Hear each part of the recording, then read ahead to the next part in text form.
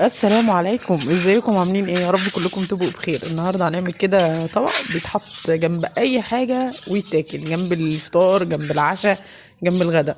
يعني الطبق دوت بيفتح النفس كده.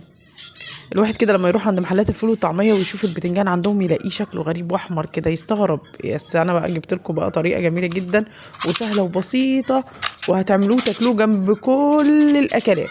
هتجيب البتنجان الطويل دوت، وانا كان عندي حجمه كبير فقسمته اتنين. ونجيب فلفل بقى حامي بارد، براحتك اللي عندك يعني. وانا بحب افتحه واشيل البذور اللي فيه، واشيل الجزء الابيض اللي قدامكم دوت، وهنقليه. الطبق ده جميل جدا. وطبعا لا عامله سمك تحطيه جنبه، عامله فول وطعميه، عامله ملوخيه بتاكليه جنبها. البتنجان بصراحه كده حرش كده، واكله حرشه من بتاعتنا كده، وجميله وبتفتح النفس. طبعا بعد كده انا غسلته كويس وحطيته في الطبق، وحطيت شويه ملح عشان البتنجان ينزل ميته، وركنته على جنب. انا بحب اكله ني كده البتنجان.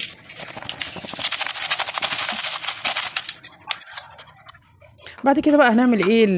التوم او الخلطه بتاعته. هتجيبي بقى راس توم كده حلوه، وتحطي عليها فلفل احمر. لو عندك فلفل صحيح حطيه، لو انا كان عندي صوص الهريسه دوت اللي احنا كنا عاملينه، وكزبره وكمون وملح بس كده، ومش هنكتر الملح، وربع كوبايه ليمون. هنخلي التتبيله تاخد التوم، التوم ياخد المزازه من الليمون ومن الخل، مش عايزين ملح كتير. وهضربهم بقى كويس بالهاند بلندر كده لحد ما ينعموا خالص.